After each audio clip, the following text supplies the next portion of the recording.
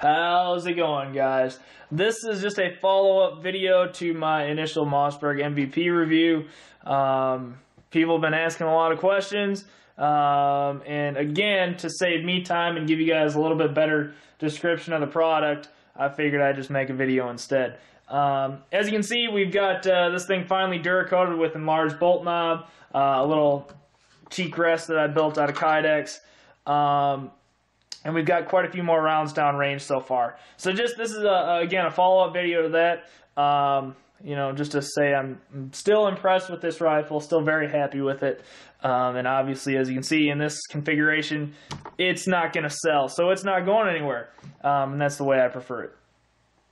One thing I would like to add, some people have been asking, is the magazine fit. This is the magazine that came with the rifle. Again, it's just an aluminum 10-round magazine with Mossberg marked on the bottom. I'm not sure if you guys will be able to see that, but everything is fine. But I mean, there is a little bit of slop, and you can imagine with a 20-round magazine, you're going to get more leverage, more movement. I have had no issues feeding whatsoever. Even with this slop in here, I purposely loaded it one direction, loaded it the other. No feeding issues whatsoever.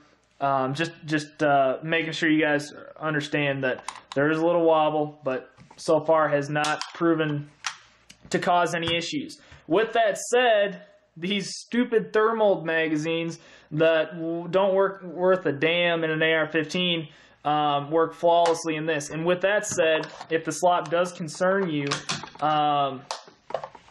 these are, let me see if I can get that to seat properly. These are a little tricky to get in, but for whatever reason, they fit perfectly secure. I'll try to move that around without moving the table. I mean, there's absolutely zero wiggle. This is with the 20-round thermals and the 10 rounds. I mean, I bought this for $3, you know, 20-round thermal. So I've been stocking up on these a little bit, and I mean, they function perfectly in this. And as you can see, no slop. Not like that's an issue, just want to reiterate that, but if it bugs you, can't complain with the thermals. As you can see, this one's been Duracoated. These are all custom brews by me. You can see the fluting in the barrel. Pretty cool. With the Harris bipod, I think this is the S-type with the swivels. And I did put an enlarged bolt knob on here. I did it myself. No, it's not pretty. No, I don't care. It's functional. It fits really well. This is maybe a little too long for my hands. I'll probably cut the shaft down and move it up a little bit because I cannot get a good 90-degree trigger pull on this. The bolt knob's in the way. But I don't care that it's not perfect. I did it in my basement. It cost me, well, $6 for a die. You know, that's better than sending it out and having somebody do it. As you can see, this weapon is clear, no magazine inserted. Here's a minor gripe I have about the whole rifle.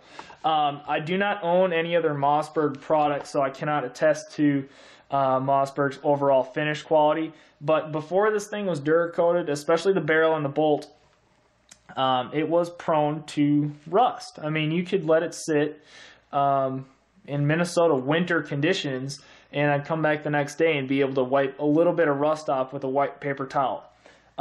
There's no obvious, you know, rust pitting or anything like that, but, you know, just letting it sit, again, it's like 20 degrees out. There's not a whole lot of humidity and moisture, especially where this rifle is stored. But you could take a white paper towel, run it down the barrel, and, you know, get some orange on the paper towel or rag. Another thing with the finish on the bolt, this has probably got 100 rounds, 120 rounds down it. I'd have to check my notes for the exact figure, but probably another 100 dry cycles of the bolt. And you can see on the bolt head how it's already showing a lot of wear on the finish. A lot. Like, some of the bluing is almost gone in places. That's not, you know, a huge issue, and I'm not concerned about it. It's just an observation. Maybe on the finish quality or durability on this rifle.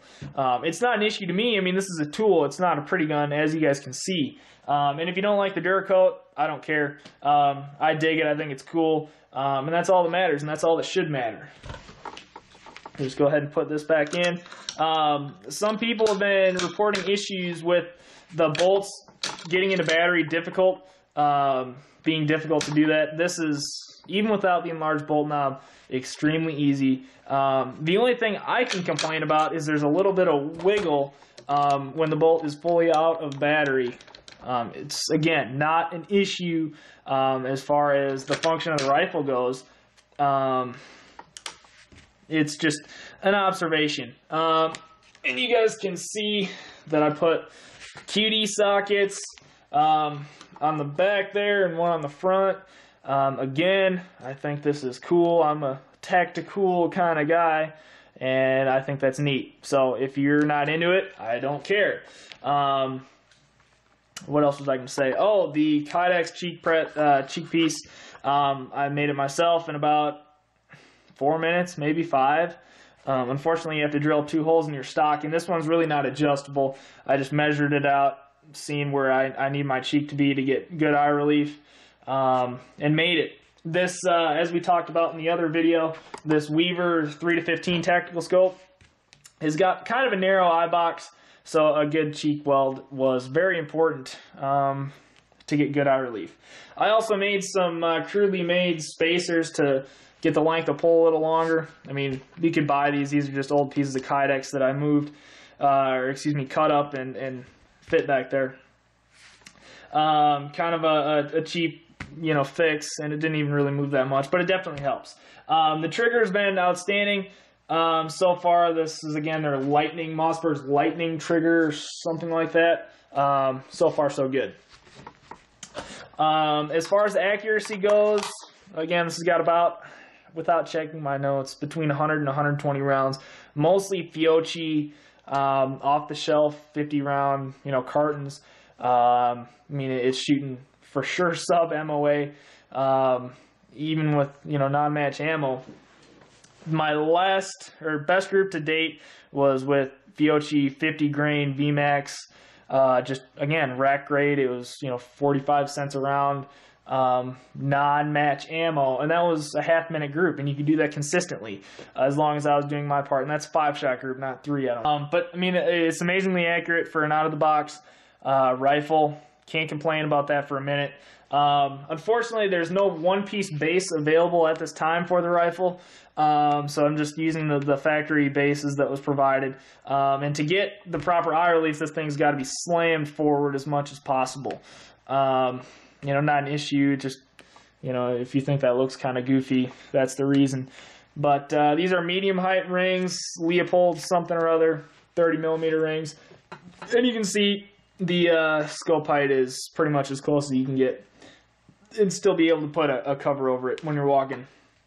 But if you guys, again, have any questions about the rifle or how, what I think of it, let me know. Any specific questions, again, let me know. I'm happy to help you guys out. And if there's anything else you want to see a specific review on or, again, a video of, just let me know. I'm here to help you guys. So thank you for watching.